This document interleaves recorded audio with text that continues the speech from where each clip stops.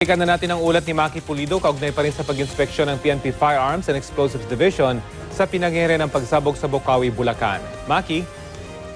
Rocky, alam mo, hindi pa naman tapos yung investigasyon, pero sa mga pahayag ng mga opisyal na humarap sa press conference kanina sa Bocaue, Bulacan, lumalabas na nagkaroon ng violation si Gina Gonzalez.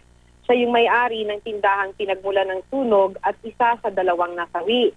Patay kasi sa kwento ng kanyang tindera, nagsimula ang apoy net na may lamang kemikal. Doon nagsimula yung apoy, saka na lamang sumabog. Ayon sa PNP, bilang retailer, wala dapat mga kemikal sa tindahan. Bawal daw kasing mag-imbak at paput. Santa Rita, Bulacan, ang huling in-inspeksyon yung tindahan ni Gonzalez noong March ng taong ito. Naman daw chemicals sa loob ng tindahan nung naganap ang inspeksyon. Kahit ang National Fireworks Dealers and Manufacturers Association, sinabing nagkaroon nga ng kapabayaan sa panig ni Gonzalez.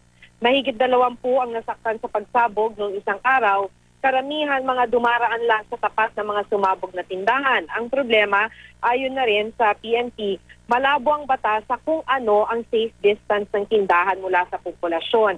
Wala raw kasing nakaspecify sa IRR ng batas o yung implementing rules and regulations.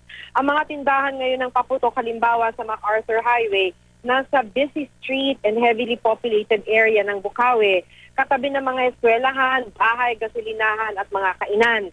Ayon sa PNP, wala naman kasing nakaspecify nga na distance. Ito raw ang isa sa gusto nilang pabaguhin sakaling amyendahan ng batas na nagre-regulate sa paggawa at pagbenta ng mga paputok. Paliwanag ng Bocaue LGU, ang mahirap sa sitwasyon nila, marami sa mga tindahan andyan na sa mga pwestong yan bago pa maging populated ang lugar. Pinag-aaralan naman daw nila yung zoning ng Bocaue ngayon at kasama na dyan yung posibilidad na ilayo na talaga yung mga tindahan. Pero hindi ito agad-agad magagawa dahil daan naman daw kasi sa mga taga-Bocaue ang umaasa sa paputok para sa kanilang kabuhayan. Rafi? Maraming salamat, Maki Pulido.